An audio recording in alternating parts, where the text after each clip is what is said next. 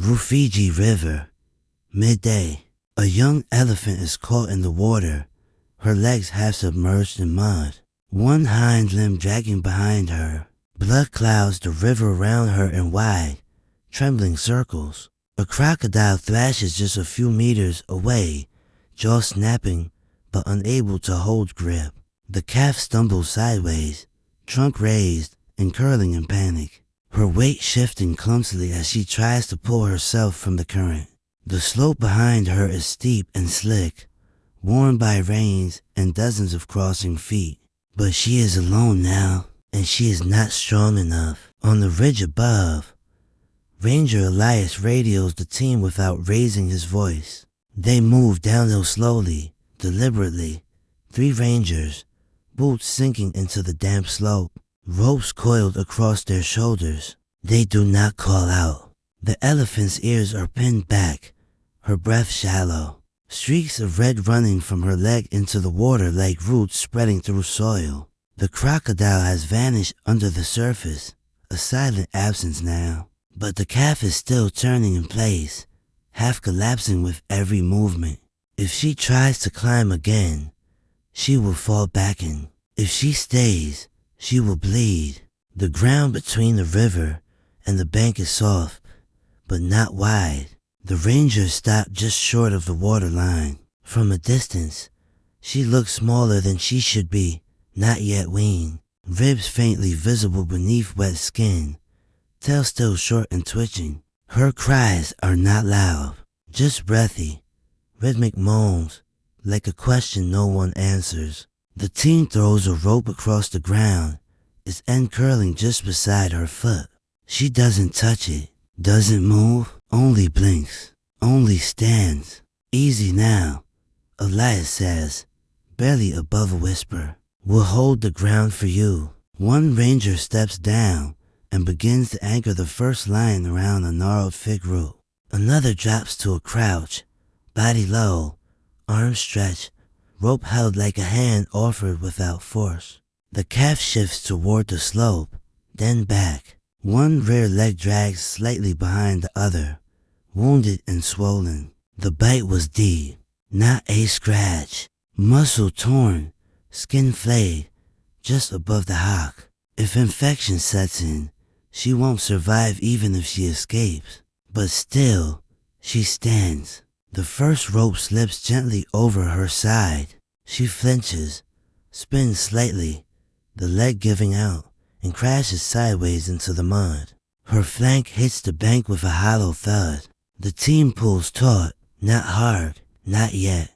A second rope is placed, this time across her chest. She lifts her head, eyes wide, mouth trembling round short, rapid exhales. The slope behind her waits, steep as ever, but time is narrowing.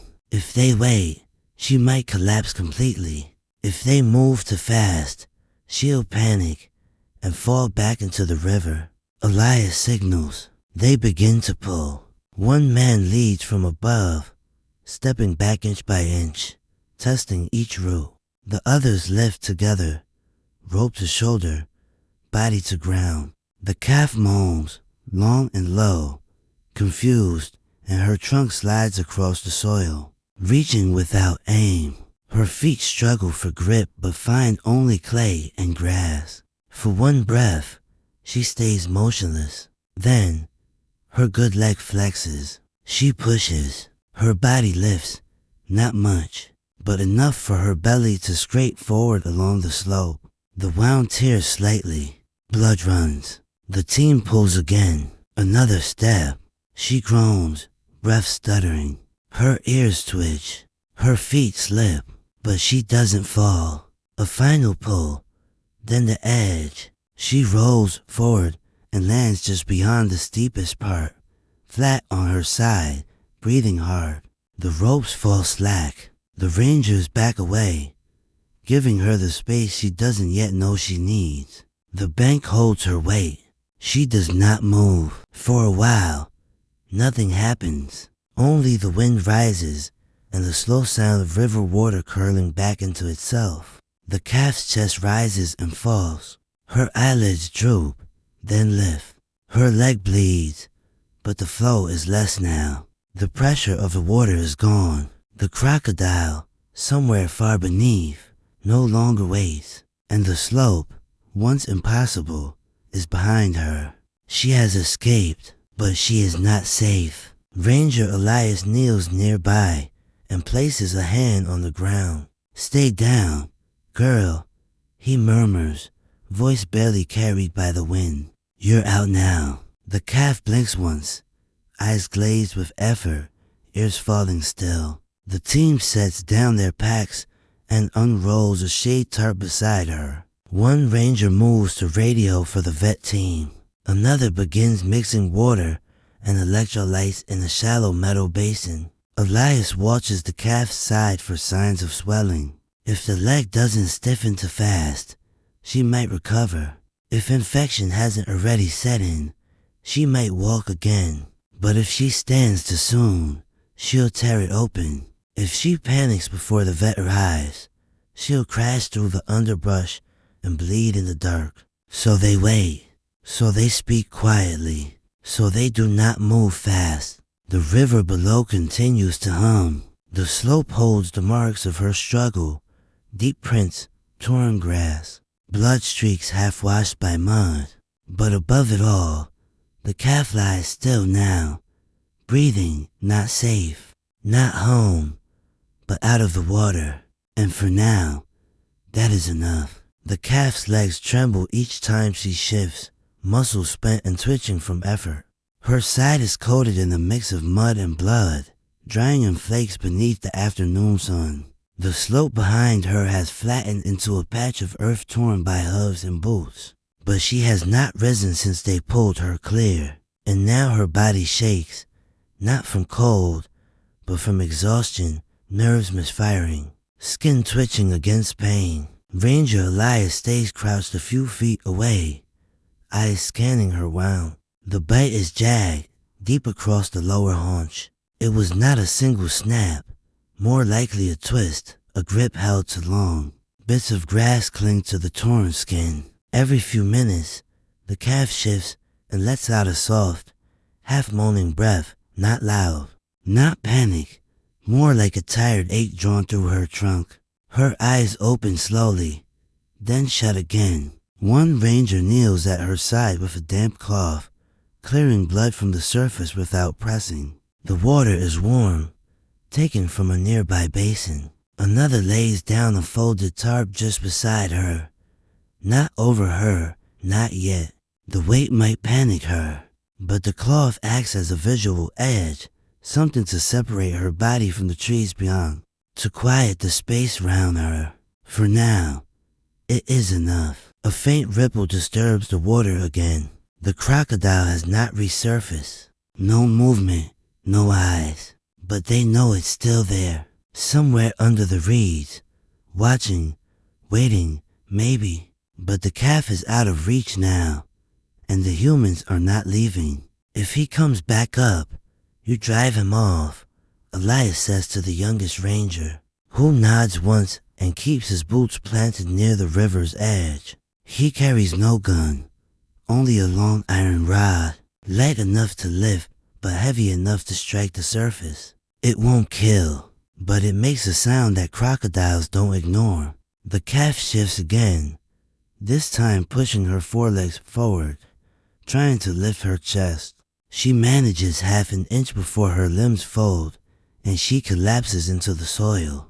The effort leaves her trembling harder. The team doesn't move. They don't speak. Let her try. Let her rest. They don't know how long she's been fighting before they arrived. Hours, maybe, or more. One ranger moves to check the rest of her body. Ears uncut, tusk buds intact, trunk unbroken. The leg is the worst. A wound like this could take months to heal, and that's assuming no infection, no tendon damage, no deep internal tear. The vet is still 30 minutes out. Until then, there's little they can do beyond cooling the wound and keeping her calm. If she tries to flee, she'll tear the tissue wider. If she rises too soon, she could fall on the leg again, and then there would be nothing left to save. Her skin twitches again, ears flicking slightly as a fly lands near the wound. The ranger closest to her swats it away gently with a leafy branch. The motion makes her flinch, but she does not move. She's burning, the ranger says softly. Fever's rising. Elias nods. It's not unexpected. The river water, though flowing, carries bacteria, and the wound was open for too long. They soak another cloth, this time with a diluted antiseptic blend, harmless on the surface, but stinging if too strong. The ranger presses it to the edge of the torn flesh. The calf jolts, a sharp movement across her spine, then lets out a single, hoarse groan and goes still again. Her legs tuck under slightly. Her eyes stay closed. They keep the cloth pressed gently, counting seconds. No blood spurts now, just a slow, steady ooze from the deeper tear. The edges look raw, but not shredded. There's hope in that. If the vet can clean it and stitch the muscle, she might walk again. Not today, maybe not this month, but eventually. Elephants are not fragile, but they are not built for deep wounds in wild places. The ranger at the river's edge calls back, without raising his voice. No movement. Still under, Elias moves to stand behind the calf, scanning the ridge beyond the trees. No sign of other elephants, no distant calls, nothing but heat and rustling wind. If she was with a herd, they'd move on, and if she was left behind, it wasn't by choice. Mothers don't abandon calves this young unless forced, by fear, by threat, or by blood in the water. He squats beside her again, brushing dust away from the eye ridge. She does not flinch. Her breathing has slowed, not from calm, but from fatigue. She has lost more than strength.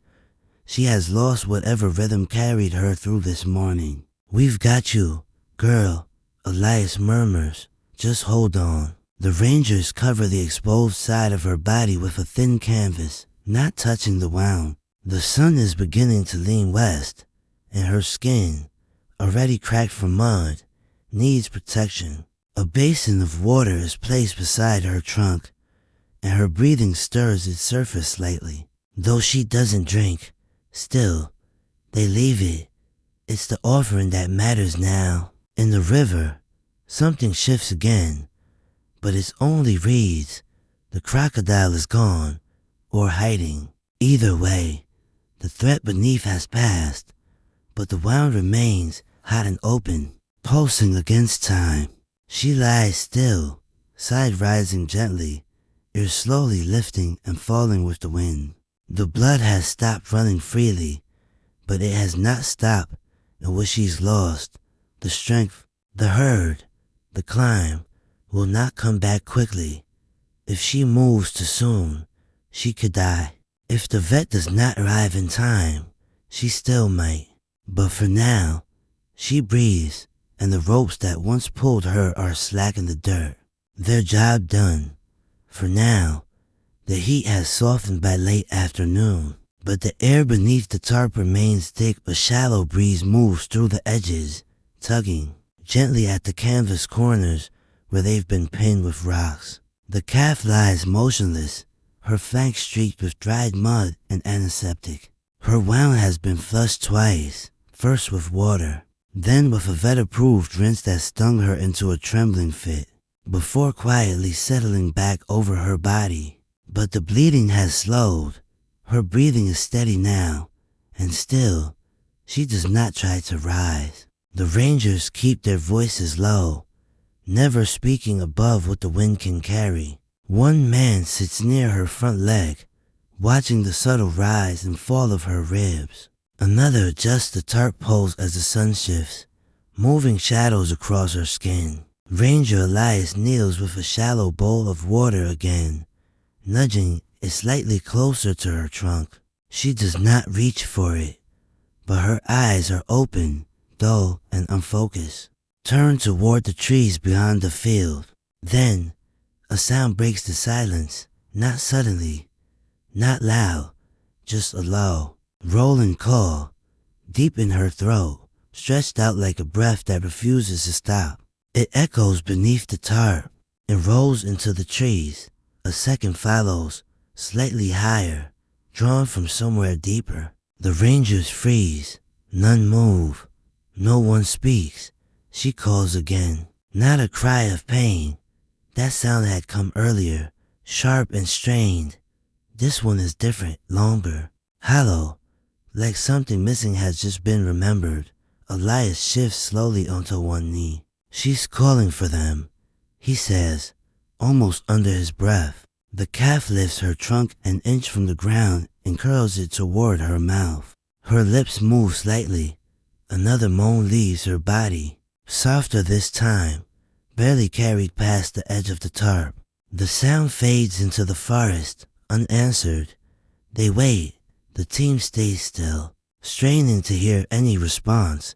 A branch cracked underfoot, a rustle, the low trumpet of a matriarch. But there is nothing, just the distant chirp of insects and the faint rustle of dry leaves. The calf lets her trunk fall again. Her ears sag. Her eyes blink once, slow and heavy. She tries to shift her weight, front legs bending slightly, but the effort fails. She exhales, long and tired, and settles back into the dirt. She's too young to be alone. The younger ranger murmurs, "Where did they go?" Elias doesn't answer. He stands slowly and walks to the edge of the clearing, peering through the trees. The trail leading to the river is faint now, trampled earlier by boots and rope, then smoothed by time. Beyond it, just out of view, the land rises into ridges, heavy with brush. There could be elephants there, or none at all. Another ranger returns from the slope with no new signs, no prints. He says softly, "No fresh dung. If they passed through, it wasn't today." The calf cries again, a shorter sound, strained, then a long silence. Her body trembles once, not from effort this time, from confusion, or maybe recognition. The calls she sends out are not returned, and that, more than the pain in her leg, seems to break something in her posture. Her legs tuck in tighter. Her trunk curls close to her chest. If she was left behind, it happened fast. If the mother was lost, the calf might have wandered back toward the river without knowing it. Either way, there is no reply, and the space between her and her kind grows wider with every passing hour. Elias watches her closely. Calves this young are rarely found alone, even in emergencies. A mother will stay until the last possible moment. This one looks under 2 years old, weaned, but still vulnerable, still bonded. That bond cannot be replaced. No ranger can answer the call she's making now. One ranger brings a small blanket and lays it near her flank, not touching her skin, just something soft to anchor her place, to create a circle of safety while she lies still.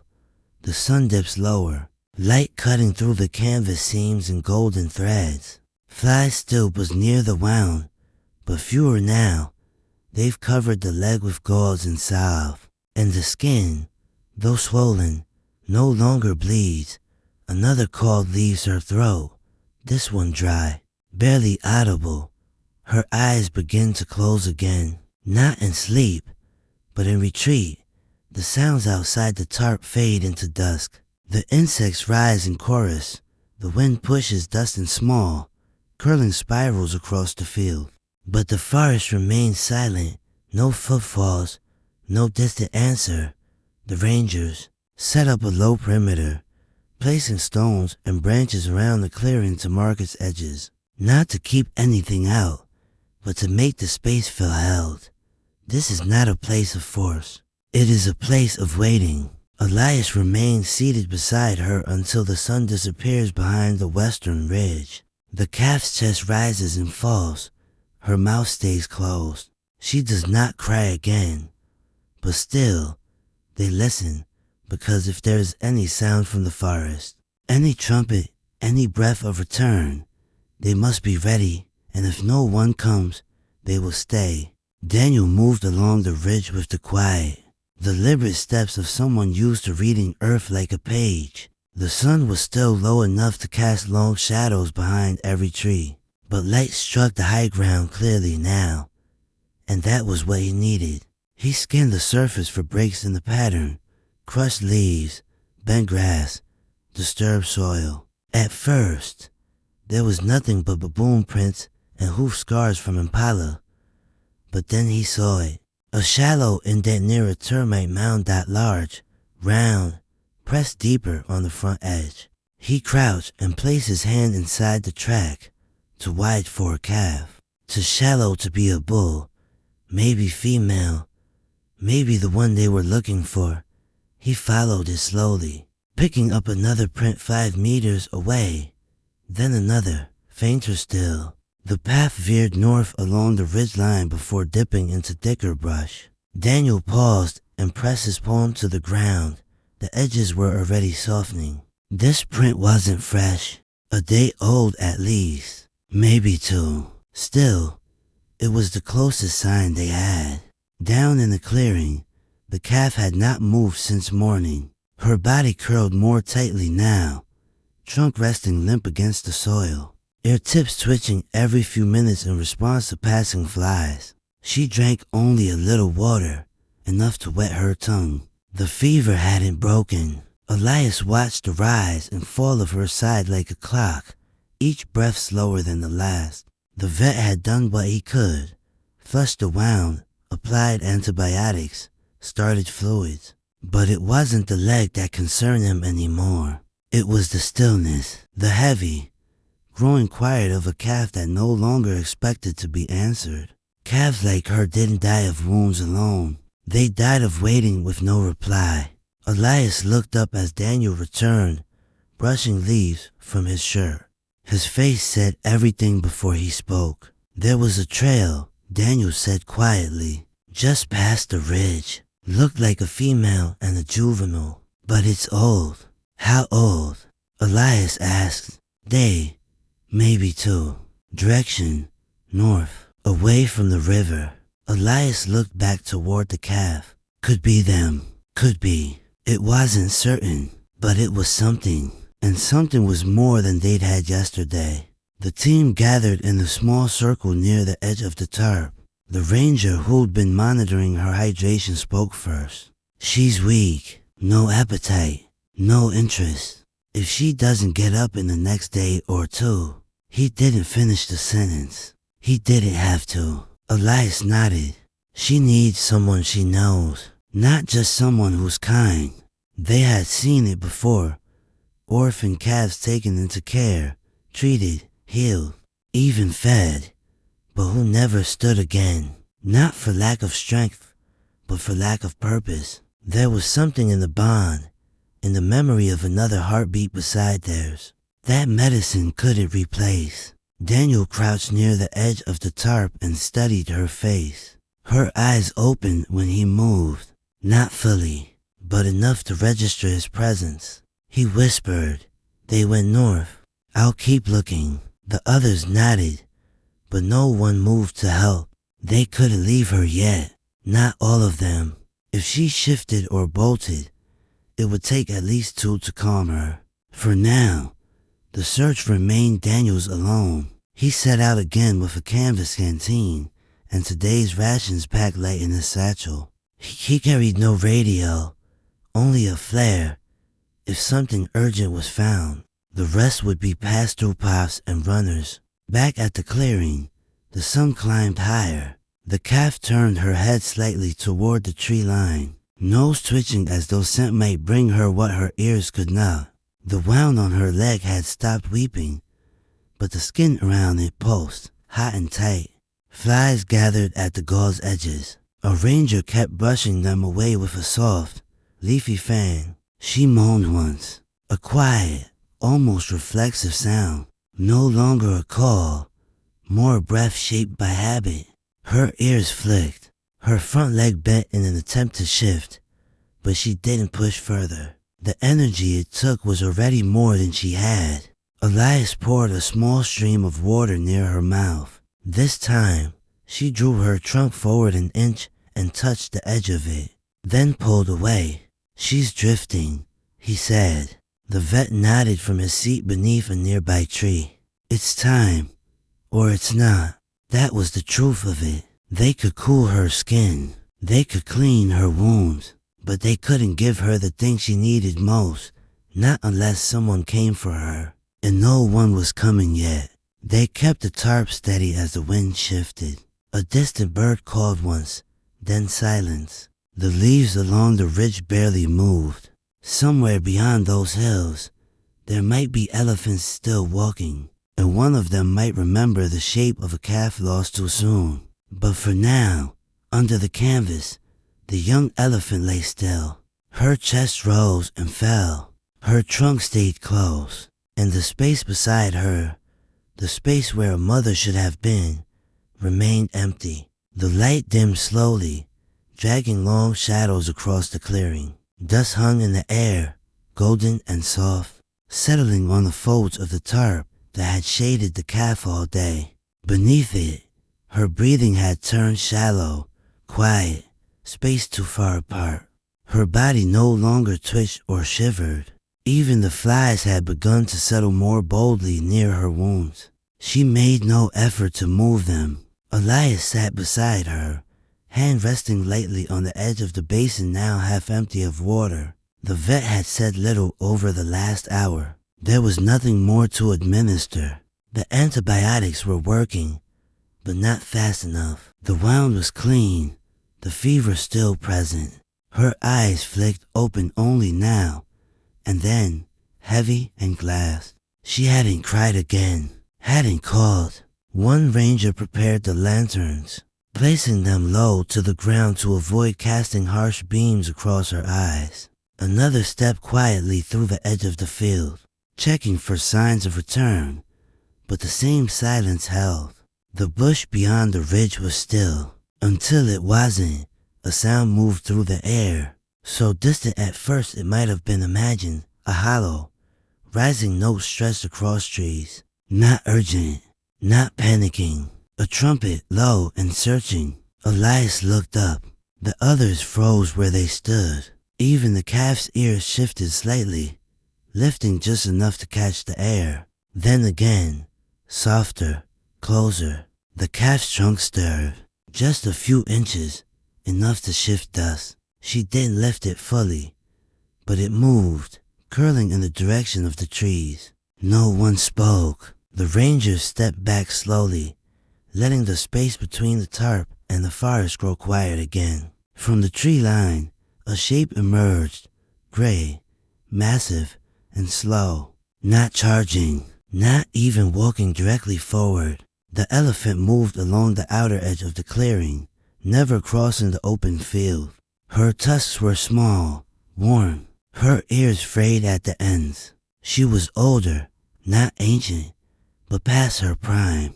Her steps were measured, body still. She did not trumpet again, but she paused, watching, and for several long moments, nothing moved. Then the calf moaned, barely a sound, more like breath drawn from the bottom of her chest.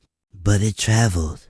The older elephant shifted her weight and took 2 cautious steps closer, still outside the clearing's center, still watching everything. The rangers didn't move, didn't raise my hands, didn't reach for anything. This was no longer theirs to guide. The calf stirred again. Her trunk lifted a little higher. Her eyes opened fully for the first time since morning. The movement drained her quickly. She slumped back almost immediately. But it had been enough. The older elephant didn't approach. She circled.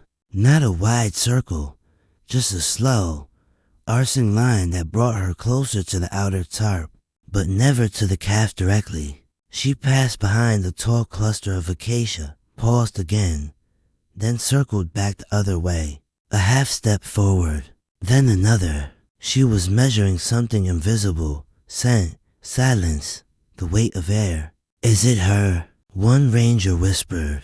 Elias didn't answer. No one could know. The ridge had held too many signs, and the prince Daniel had track led farther north. But elephants remembered in ways people didn't. They remembered shapes, voices, breath. Maybe this one had heard a call and changed direction. Maybe she had been the one left behind. The calf lifted her head again, only slightly, but her trunk stretched out farther this time. Not far, just enough to cross the edge of her blanket. Her eyes stayed open. Her ears moved slowly. Every part of her seemed to lean in that direction. The older elephant stopped. She lowered her own trunk, touching the ground. She didn't call out, but her feet shifted once. Then again, the distance remained. 10 meters, then 8, then 5. She never stepped into the tarp's reach, never came close enough to touch. But she stood there, facing the calf, her body turned slightly to the side, not threatening, not fully open either. She simply waited. The calf moaned again. This time, the sound caught in her throat and turned dry. Her body sagged as if drained by the effort. The older elephant turned, slowly, and began walking the outer perimeter again. Not retreating, just circling once more, a full loop, then pause. Another partial turn. Her presence didn't falter, but she did not cross the invisible line between wild and held. Elias stepped back farther, signaling the others to do the same. This moment couldn't be shaped by humans. If a bond remained, it would reach across space, not through ropes or touch. The wind stirred gently through the clearing, moving loose strands of grass and lifting dust into soft spirals. The calf didn't cry again. She didn't need to. The sound had been heard, and someone had come back. The elephant stood a little longer at the far edge. Then, slowly, she turned her head once more toward the trees. She did not leave, but she did not approach again either. Just stood, watching. The sun dipped low behind the ridge, casting everything in orange. The tarp fluttered. The calf blinked once, then let her trunk fall beside her again, still weak, still burning, but no longer alone. At first light, mist clung to the edges of the clearing, thick and low, moving in thin ribbons between the tree trunks. The calf stood with difficulty, legs trembling beneath her. Her side was still bandaged, her steps unsteady, but she stood. No call had been made, no rope pulled. She rose slowly, instinctively, as if something unseen had drawn her upward. The older elephant was there, waiting just beyond the brush, not near enough to touch, but close enough to see. Elias didn't speak. He stood off to the side, arms folded loosely, breath barely visible in the morning chill. The others watched, from a distance, hidden behind the truck and scattered gear, eyes fixed on the gap between shadow and light.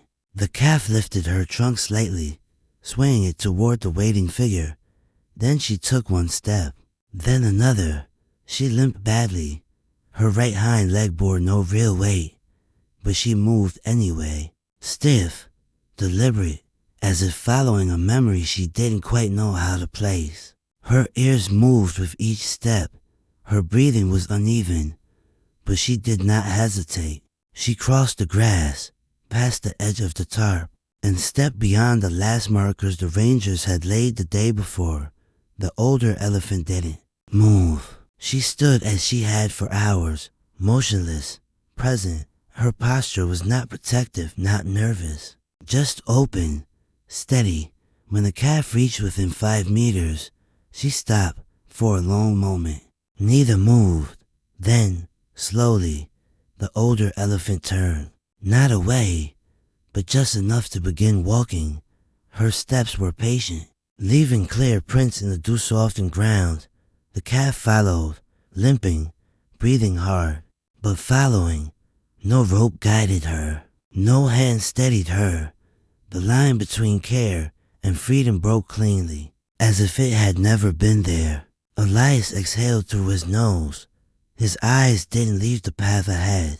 The sound of the calf's uneven footfalls faded slowly, replaced by the rustle of leaves and the soft collapse of branches. Under heavier feet, they disappeared into the trees, first the broad, quiet shape of the older elephant, then the smaller form trailing behind. The calf turned her head once before vanishing, only a partial glance, then nothing. The forest took them back. Elias remained where he stood. The others began to pack in silence. The tarp was folded, the basin emptied, the ropes coiled and stored without sound. They left the fields clear, wiping signs of their presence, but not the memory. Later that day, Elias walked back to the river alone. The slope had dried some since that first day. The mud bore the marks of struggle still, deep hoof prints, clawed trenches where rope had dragged, broken roots. The water moved as it always had, steady and uncaring, carrying leaves in slow spirals along the current. He crouched near the edge and ran his fingers through the soil, lifting a handful of it, dark and wet, before letting it fall. This was where it had begun, where her leg had bled, where the ropes had burned his palms, where the crocodile had vanished without a sound. And this was where they had chosen to stay, not because of certainty, but because there had been no other choice. She should have died here, in the river, on the bank, under the tarp, any of it. The wound had been deep, the herd gone, the hours long, but she hadn't. Something in her had waited. Something in the older one had returned. He looked across the water. No tracks there now, just smooth silt. The reeds bent gently with the breeze. He heard no trumpet, no cry, no sound of elephants moving beyond the trees. But he didn't need to. The work had never been about keeping them. It had always been about letting them go. He stood slowly, brushing soil from his fingers. The path back to camp was quiet, softened by fallen leaves. Each step felt light, unburdened by urgency. Above him, the sky warmed with late-day sun. Thin clouds stretched in long rows, barely shifting. A heron moved overhead, its wings silent, heading toward the river's edge. Elias glanced back once before leaving the ridge. The clearing was empty now, but something lingered there. Not footprints or sounds, but the imprint of something, old and quiet, something that had passed between two animals without words. He didn't speak of it on the way home. No one asked, but for a long time after. He remembered the way the calf had moved, limping, slow, and still choosing to follow. Not because she was told, but because she knew. Invisible line between wild and held. Elias stepped back farther, signaling the others to do the same. This moment couldn't be shaped by humans. If a bond remained, it would reach across space, not through ropes or touch. The wind stirred gently through the clearing, moving loose strands of grass and lifting dust into soft spirals. The calf didn't cry again. She didn't need to. The sound had been heard, and someone had come back. The elephant stood a little longer at the far edge. Then, slowly, she turned her head once more toward the trees. She did not leave, but she did not approach again either. Just stood, watching. The sun dipped low behind the ridge, casting everything in orange. The tarp fluttered.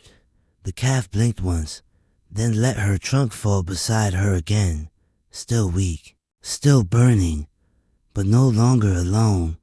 At first light, mist clung to the edges of the clearing, thick and low, moving in thin ribbons between the tree trunks. The calf stood with difficulty, legs trembling beneath her.